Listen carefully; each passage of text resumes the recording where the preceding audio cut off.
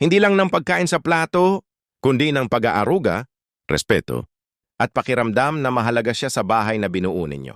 Kasi minsan, hindi naman gutom sa ulam ang asawa mo. Gutom siya sa lambing. Gutom siya sa appreciation. Gutom siya sa simpleng tanong na, pagod ka ba? Kumain ka na? Okay ka lang ba? Yung simpleng pagsandok ng pagkain, simpleng pag-abot ng tubig, simpleng pag-alala kung nakakain na ba siya. Maliit na bagay lang tingnan, pero malaki ang ibig sabihin. Kasi doon niya nararamdaman na hindi lang siya kasama sa bahay. Mahalaga siya. Maraming relasyon ang lumalamig, hindi dahil may malaking problema, kundi dahil sa maliliit na bagay na unti-unting nawala. Yung dating may pakialam. Yung dating may lambing, yung dating may kusa.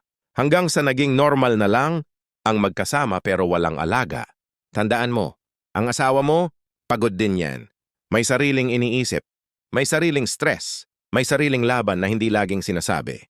Kaya minsan, isang mainit na pagkain, isang maayos na pag-asikaso, isang simpleng pag-aalala, sapat na para gumaan ang araw niya. At hindi lang lalaki ang dapat alagaan, hindi lang babae ang dapat pagsilbihan.